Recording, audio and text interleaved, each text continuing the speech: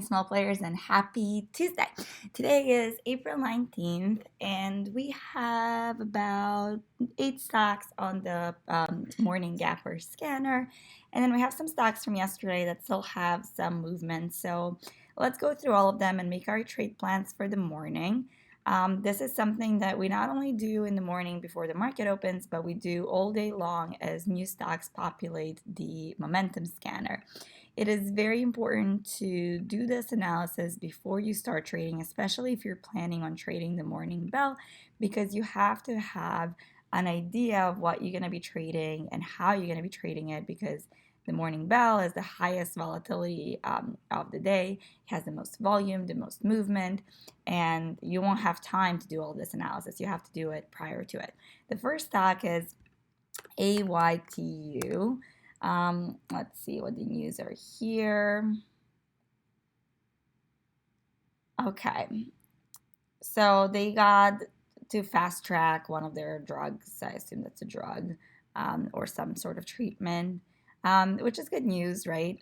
We talk about this often. A lot of the small caps that we trade tend to be pharmaceutical companies because they have a lot of these big news constantly that cause these large movements and give them attention. So this is the top gapper of the morning. It's right now trying to break a 5-minute flag, but it hasn't yet. So it has a double top on 116. So we can make a trade plan for a break of that flag with the low right here. Let's see, 109, and then 1.2, 124, 1.3. We could potentially just do this, the bounce. I mean, we always do. We always have two trade plans, right? One for a bounce, one for a breakout. So I'm just gonna do the bounce now, and then this would be bounced on EMA 20, and we can explain it again. Then what is this? 117 and 1.2. So basically, at any given time, a stock would be between two key levels of support and resistance. And at any given time, you have two potential entries. One would be a bounce on support. The other one would be a break above resistance. So either one, is valid, and you could wait for both. You never enter a trade in the middle of two levels because that doesn't show any direction, and that's just gambling, right? You're hoping it goes one way. In trading, you don't want to be hoping, you just want to be reacting to what happens. So we're waiting for either a drop here or a break above this 5-minute flag for a trade. And sometimes some trade plans won't make a lot of sense. So the break of this 5-minute flag, you have VWAP right above it. So it could be a little tricky because it could break the flag and hit VWAP and then reject it. So then you can say, let's wait for break above VWAP. But then you have this resistance right here and this one right here. So you may decide, you know what, this is too choppy. If I have my stop here, my risk reward is mismatched. So maybe I'll just wait for break above high of day or break above this 125 as opposed to trading that choppy area with a lot of resistances. If I were to trade a break above VWAP on this, I would just have my stop on 114. And again, that's a 1-to-1 risk reward for the first profit taking, a little more for the second and the third, but 1-to-1 for the first one. So it's not a great risk reward. So a bounce would be preferable here, but we could still trade a breakout, especially if we get a volume confirmation. Then we have STSS. I like this chart as it has a lot of room to high of day, and also because it has this very clear resistance on 2.6.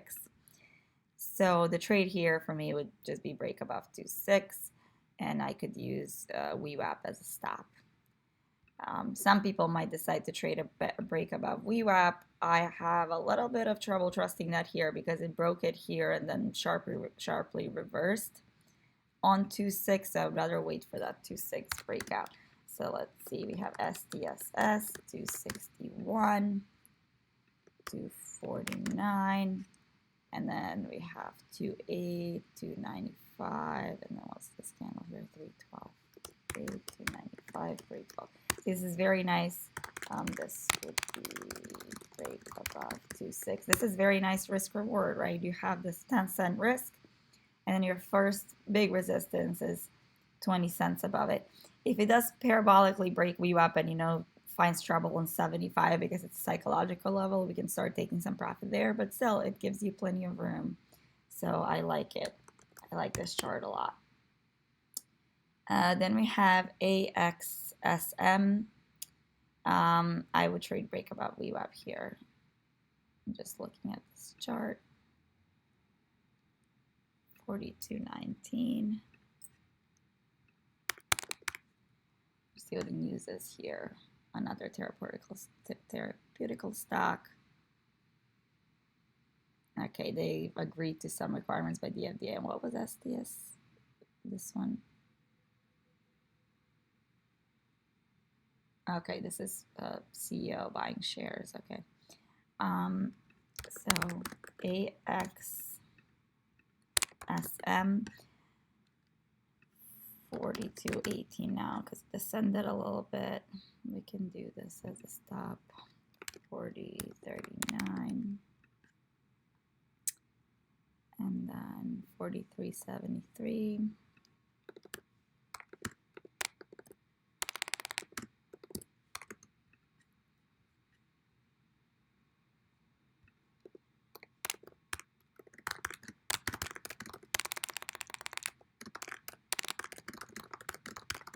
Okay, so that's the straight line. We have the entry, the stop, and the profit targets. Okay, what did I want to say? Oh yeah, so I never discriminate against any sort of news. As long as the company has news, I'm down to trade it. Some short sellers get in trouble like that when they try and rationalize and say, you know, the news is not big enough to justify such a big move. I'm going to short it. And then they short it on the first day and have terrible losses. How big the news doesn't matter. It's important for the stock to have news, because if it doesn't have news, then it could get halted because it's moving a lot for no reason, and the exchange wants to make sure that traders are not trading on some unconfirmed news or a rumor. But if it has some news, I don't care what the news is, I would trade it. And that's very important. The reason why a company could move, so for example, Twitter, right? Tesla says that, you know, or Elon Musk says he owns 9% of Twitter, and the stock goes up 30%. Twitter has, and that's huge news. That's probably one of the biggest news a company could get. But Twitter has it has a big float. So even though investors are very excited and buying the stock on those news, it could only move 30%. Now, 30% in one move is great, right? When you think about the fact that the market moves 10% in a year on average, 30% in one day is insane. However, one of these stocks could move 300% in a day because, I don't know, some little thing happened. Like they didn't get sued about something, or you know what I mean? Like something that might, in the grand scheme of things, not be nearly as big as Elon buying shares, but it has nothing to do with how big the news is, and everything to do with the basic laws of supply and demand. There's little amount of these shares available, so whenever some buying occurs, the price of the remaining shares skyrockets. Okay, so on this one, we can trade break above VWAP for a .cat bounce, MDFL 236, 229, and then we have 246 and 265.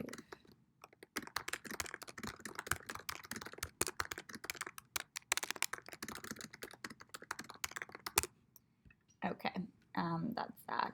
Now that we're done with all the stocks that have above a million, let's just go through some of the stocks from yesterday that still might have news. CASA was absolutely insane. We traded it pretty much the entire day yesterday. So now let's see what it's doing today. It's technically still a gapper. The only reason why it's not on the scanner is because it went up after hours and then closed the gap. So it looks like it's opening where it's closing, but there is going to be interest in this stock today. It's a second day runner, so as you guys know, those are always a little harder.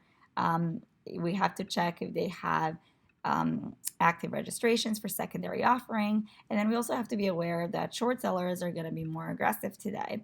That doesn't mean that we shouldn't trade it. On the contrary, we need short sellers for large moves, and we like it when they're aggressive, because then eventually, they get squeezed out, and we can make a lot of money on that squeeze. However, we just have to be aware that now, yesterday, we had the upper hand, right? On our first day runner, it's a little easier for long bias traders. On second day runner, it's a little easier for short bias traders. So we just have to be really disciplined. We can't enter trades without confirmation, so we wait for that volume increase. We wait for those big orders to go on tape. We cannot be entering third bounces or keeping shares after third projections of resistance. We, get out right away and protect our capital, stuff like that.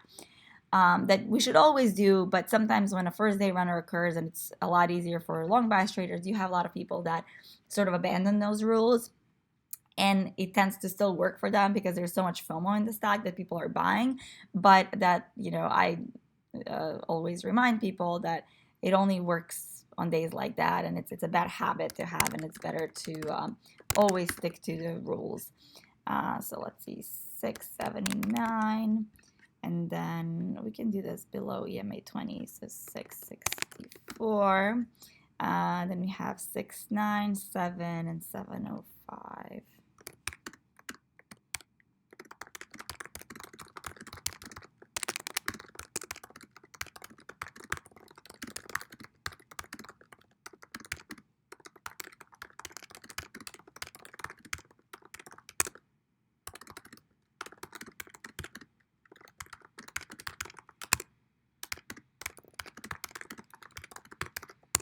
Okay. Then let's see. I guess NASDAQ is having another volatile morning, so SQQQ is having quite the moves. I could keep an eye on this today, depending on what the NASDAQ does.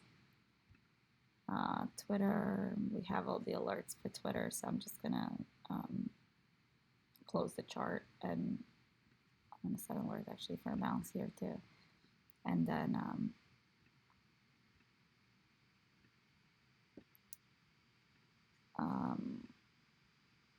don't know what I clicked. And then I can remove it from my watch list. Then we have ATER, another stock we've been trading quite a lot over the past few months.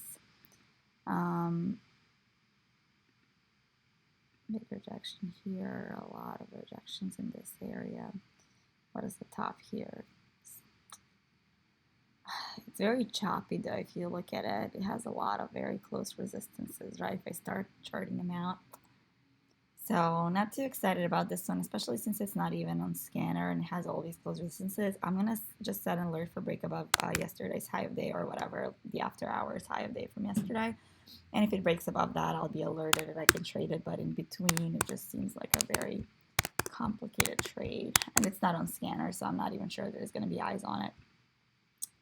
And then the volume's a little low. GF AI is a stock that we love and we've traded a lot, but it's right now below all indicators, so not much to see here.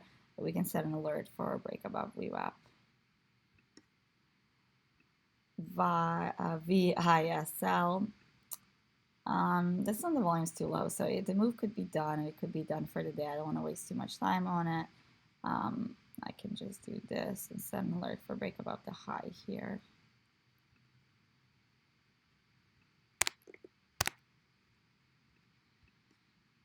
And then ECOR, same thing, volume's too low. I'm just going to set an alert for break above VWAP, but not even bother with it.